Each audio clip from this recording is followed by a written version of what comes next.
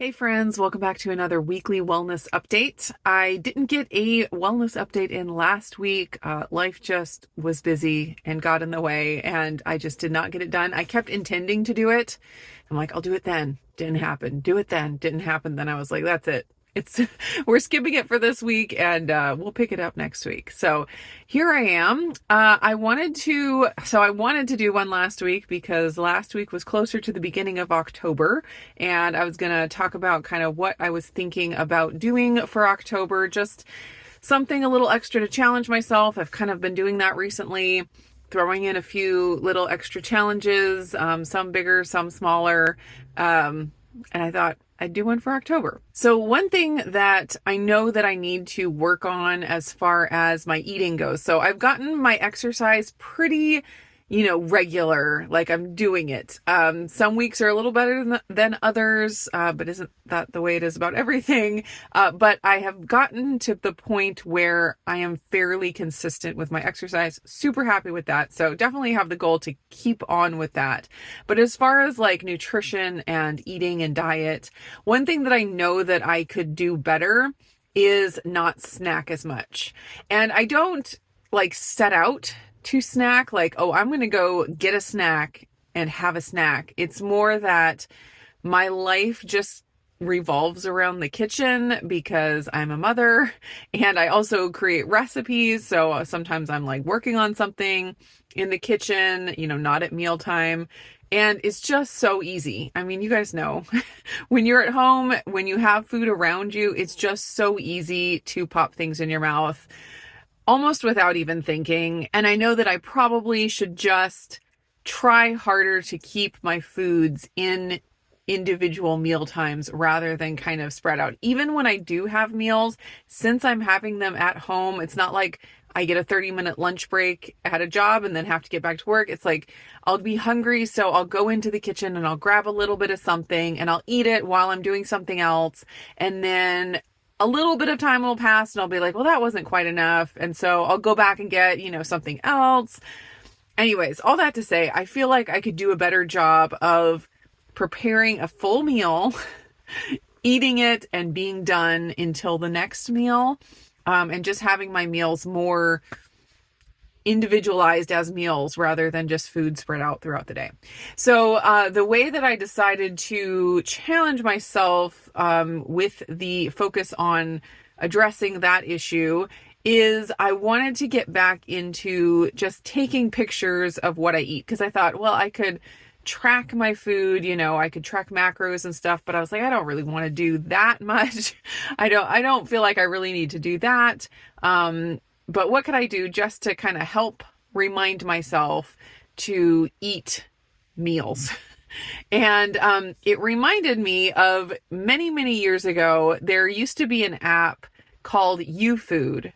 And it was called something else before that, but I don't remember what it was. I was trying to remember what it was, but I couldn't. And at some point they did this big rebrand and they named themselves YouFood. Didn't really love that name, but I loved the app. You guys tell me if you had this app and if you remember using it. It was basically Instagram for food. So what you would do is anytime you ate anything, you would go in and snap a picture, and it was like creating a post. And so for your day, you would have like pictures of everything that you ate, and you could of course put in, notes and different things like that. And so it was a way to track your food visually, which is great. But it also was like a social media app where you had friends and you could go in and follow your friends. So you could just pull up the app and start scrolling through and see, oh, this person had that for lunch. And, it's kind of like watching What I Eat in a Day videos on YouTube, where you're getting ideas and you're just kind of, oh, it's interesting to see what other people eat. And so I loved that app. It was such a great app. And they had a functionality where you could search people by diet. And so you could find everyone who was, tagged as a keto, they're on the keto diet, and you follow all those people that look interesting. And then you get to see all these keto meals go through your feed. And it was just super fun, and you make friends, and I loved it. And I got out of the habit of using it years ago. And then when I went back to look for it recently, because I was like, oh, that would be so nice if I could just do that. It's no longer in existence, which is sad. So I did a bit of a search to see if there was something else that was similar. And there are different food tracking apps where you can like add pictures, and that's great. But not quite the same feel, like the social media feel where you have the friends and you scroll you scroll your feed and see everybody and, you know, get to comment on everybody's meals and things like that. I couldn't find anything. If anyone has any tips, like if you have some kind of an app like that, I would love to hear about it. What I found that I think I'm going to start using is, it's called See How You Eat, and they do an acronym SHYE. So it's like shy. I don't know. Anyways, and it's not a social media thing. I didn't see anything about like being able to have friends on it. It does also cost, I think it was like $28 for a whole year. So not bad, but it's not free. So it's basically just an app where you can have a food diary with pictures. And of course you can write in different things, have places for notes and stuff like that. You can track your water intake and different things like that. But it's just, you know, for your own personal self. It's not to share. Although they do have a function where you can like export a PDF of like just your day or of your week. So you could share that to a different social media. I just really miss YouFood. That was such a fun app. Anyways, enough about that. So I'm going to start using that. I've already like used it a few different days, but I'm struggling with getting back into the habit. It's hard to get back into the habit of that. It's like before everything that I eat to just snap the picture. But I'm trying to. And also I wanted to mention that on the NutriSense app, they have that option. When you log your meal, you can just snap a picture of it. So it'll be easy enough for me when I do have a CGM on, which I don't have one on right now, but I'm going to be applying one here pretty soon, just to start tracking that again. I kind of took a break from it, which you can totally do. You don't have to have a CGM all the time unless, you know, you're really trying to control diabetes or something like that. So anyways, I've been on kind of a break from the CGM, but I'm going to apply one here pretty soon. And when I have that going, then I can also put the pictures of what I eat into the app. And that is fantastic because you have your graph of your day and you have the little dot where your meal was, and you can see exactly what your blood sugar does after the meal. And so that's nice.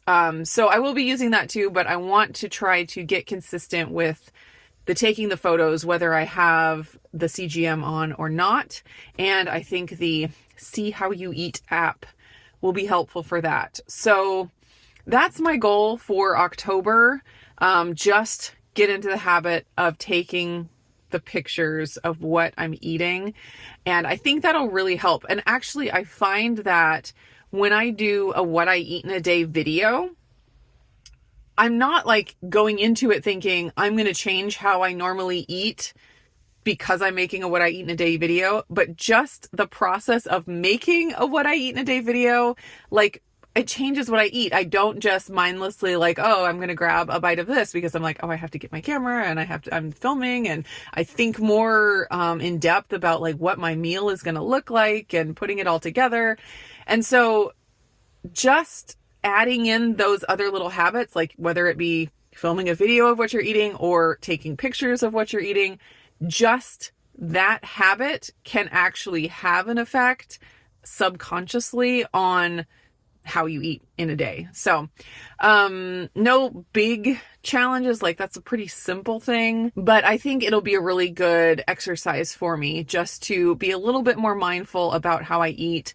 I feel like I do challenges or I do things very strictly. And then when I'm not doing them to that level, like the strictness level, it's like it slowly gets less and less strict or more and more relaxed to the point where I need to like bring it back. And I feel like that's pretty normal. Is it the law of entropy where anything left to itself is like going to eventually end up in chaos, something like that. And so it'd be nice if I just found like some exact thing that I just did from here to eternity.